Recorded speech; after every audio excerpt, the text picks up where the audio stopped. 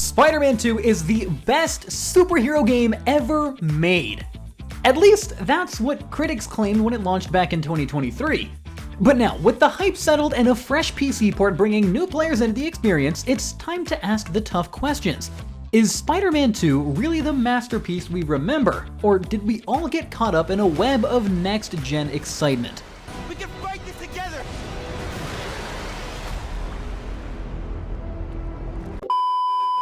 Before we talk about what Spider-Man 2 gets right, we need to understand what made this sequel so special.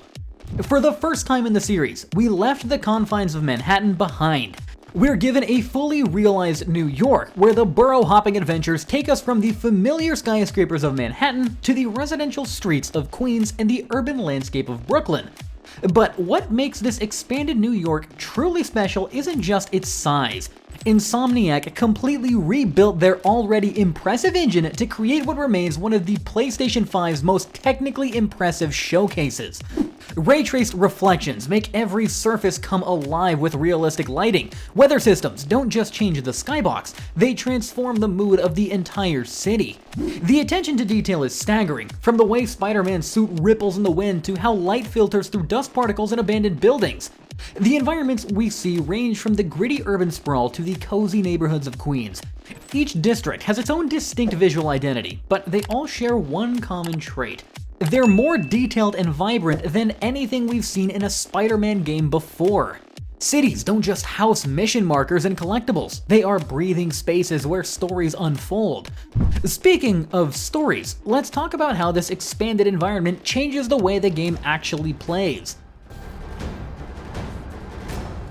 Will one of you finally give me what I desire? Spider-Man has always followed a simple philosophy. If it doesn't make you feel like Spider-Man, it doesn't belong. But Spider-Man 2 takes that idea to entirely new heights. The core loop of swinging, fighting, and helping citizens remain, but every aspect has been refined in ways that feel both fresh and familiar. The most immediate change you'll notice is in traversal. For the first time in the series, both Spider-Men have access to web wings. They are a core part of both combat and exploration. The possibilities for creative movement have expanded dramatically. Wind tunnels scattered through the city add yet another layer to traversal, letting you catch updrafts to maintain altitude and speed. It's not just about getting from point A to point B anymore, it's about how stylish you can do it. But the real evolution is in the game's combat system. Yes, Spider-Man 2 still offers that rhythmic, acrobatic fighting style we loved in the previous games, but now with added depth. Perfect parries now complement the dodge system, giving you more defensive options against Insomniac's more varied roster of enemies. The new web grabber gadget lets you pull enemies together for group takedowns or stunning entrances. And then there's the Symbiote. Peter Parker's symbiote abilities completely transform his fighting style. Aggressive, visceral, and downright brutal, the black suit gives Peter a set of tools that match Miles' unique Venom powers from the previous game. The gooey, angry tendrils that burst from Peter's suit feel like they are trying to escape your controller, creating a combat experience that feels distinctly different from its traditional web-slinging style. And what about our two heroes? The ability to switch between both Peter and Miles on the fly adds yet another layer of strategic depth to the gameplay. Each Spider-Man has their own unique abilities, skill trees, and mission chains. Miles brings his bioelectric Venom powers and invisibility to the table, while Peter eventually gains the raw, destructive power of the Symbiote. It's not just about picking the Spider-Man you like better, it's about choosing the right tool for the job. These gameplay changes are exciting, but they're only part of what makes Spider-Man 2 so special.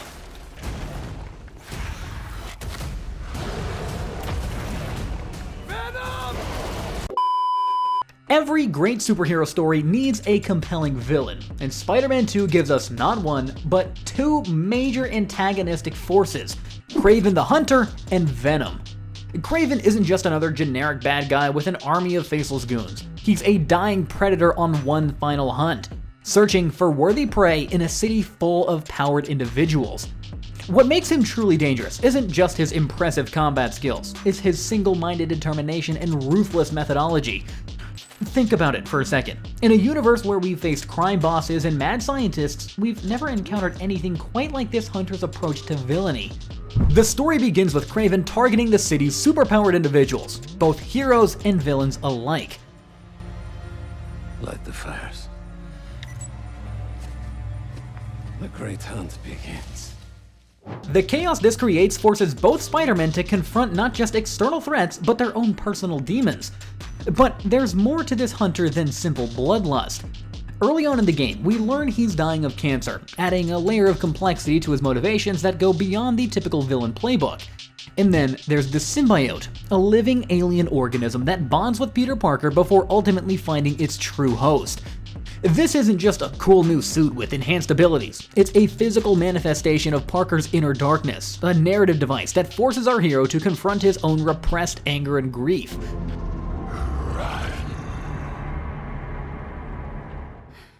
The Symbiote storyline serves as a brilliant metaphor for addiction, grief, and mental health struggles. We watch as Peter gradually loses himself to the Symbiote's influence, pushing away those closest to him while convincing himself he's in control. It's a deeply personal journey that shows just how willing Insomniac is to push their storytelling into darker, more mature territory.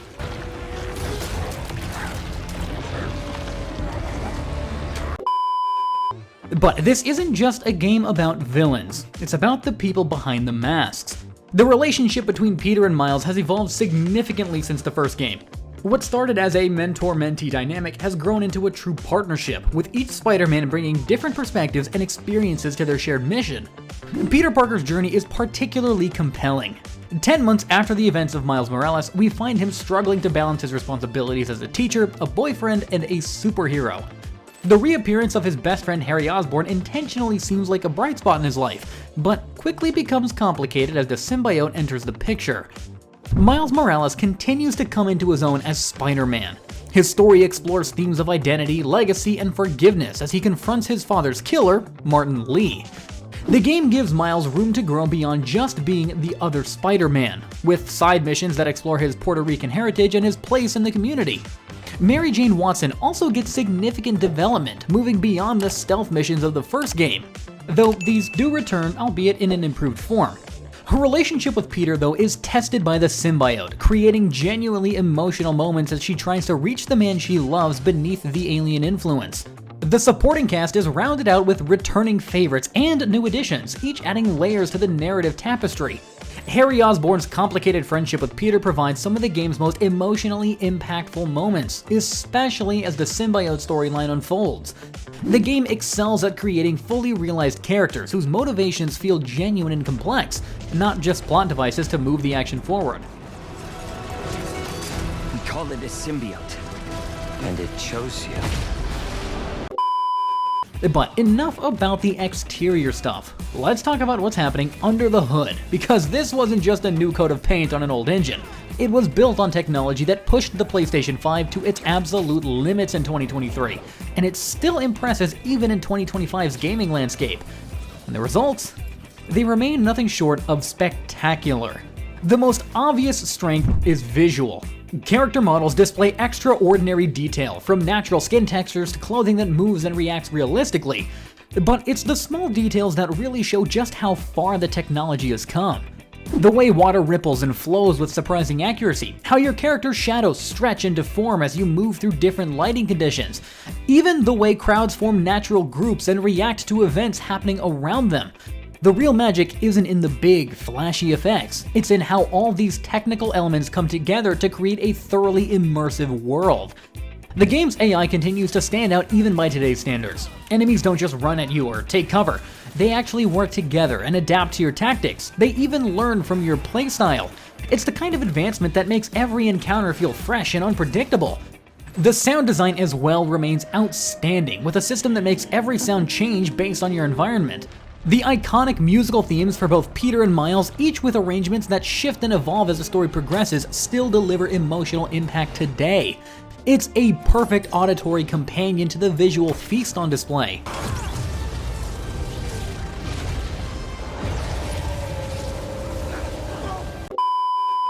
For all this technical brilliance and narrative ambition, Spider-Man 2 does stumble in one critical area: its approach to open-world activities. The game's side content follows a disappointingly familiar pattern: collectibles to find, crimes to stop, and bases to clear. While these activities are dressed up in new ways, they can't hide the fact that they are fundamentally the same tasks that we've been doing since the first game. Standard open-world filler activities are here aplenty, and that is one area where Spider-Man 2 hasn't moved with the times or shown ambition. Photo opportunities, repetitive street crimes, and simple environmental puzzles feel like relics of an older era of game design. You'll regularly be stopped by the same few types of criminals with the same few button sequences, or battling through the encounters that feel eerily similar to the ones you've already completed a dozen times. There are exceptions, of course. I mean, several side missions offer more substantial storytelling, almost like mini-campaigns within the larger game. The Flame questline, which begins with helping the Fire Brigade and evolves into something far more complex, stands out as a highlight. But these more thoughtful missions only make the contrast with the more repetitive activities more stark. The rewards for completing these activities vary widely. Some offer genuinely exciting story teases for what's to come, while others provide nothing more than resources to upgrade your abilities. The tasks are often so mundane and repetitive that the question becomes whether these small rewards are worth the time and investment they require. Look at this, a spider hero. We're all saved. So, what does all of this mean for Marvel's Spider-Man as a franchise? Based on everything we've experienced, Spider-Man 2 isn't just another sequel. It's a statement of intent for what superhero games can and should be. The dual protagonist approach, the darker narrative themes, the enhanced mobility options. These aren't just features, they are the foundation for the next generation of Marvel games from Insomniac. Think about how far we've come since the first game. Back then, the idea of a Spider-Man game with genuinely great mechanics and a compelling story seemed revolutionary. Now, Insomniac continues pushing those same boundaries in ways that feel natural and necessary. They're not just adding features for the sake of having more content, they are fundamentally rethinking how a superhero game should work. With Insomniac now working on their Wolverine game, coming later this year, and rumors swirling around about a potential Venom spin-off, the studio's approach to creating emotionally complex narratives shows that they understand what modern players want. We're no longer satisfied with simple hero versus villain stories. We want characters with depth, stories with genuine stakes, and gameplay that continues to surprise us even after dozens of hours. But perhaps most importantly, Spider-Man 2 remembers what made the original game so special. It's not just about the spectacle or the combat, or even the web-swinging. It's about creating moments of genuine emotion and excitement that stay with you long after you've put down the controller. Those moments when you genuinely feel like a superhero swinging through a city that feels alive, making decisions that matter. Those are the moments that turn players into fans, and fans into a community. When Spider-Man 2 launched in October 2023, it wasn't just competing against other games, it was competing against the fun memories that players had of the original. That was a tough challenge, but Insomniac proved ready to meet it head-on. They didn't just recapture the magic of the original game, they created something new while staying true to what made Spider-Man special in the first place. Now, in 2025, with PC players finally getting their hands on the experience, the question remains, is Marvel's Spider-Man 2 the ultimate Spider-Man experience? In many ways, yes. It offers the most comprehensive, technically impressive, and emotionally resonant Spider-Man story we've seen in a game. The dual protagonist approach creates gameplay variety that previous titles can't match. The expanded New York setting gives us more of the city to explore than ever before.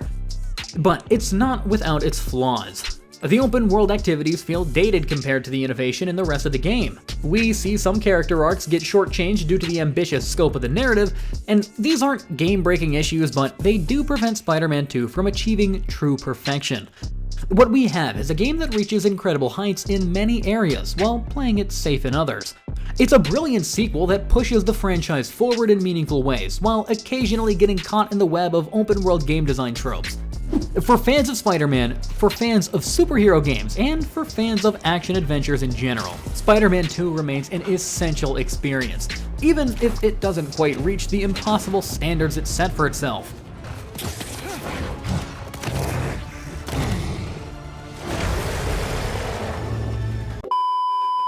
But what do you think about Marvel's Spider-Man 2? Do you think it's the ultimate Spider-Man experience, or does it fall short in key areas? Let me know down in the comment section below, and don't forget to like and subscribe for more in-depth gaming analysis.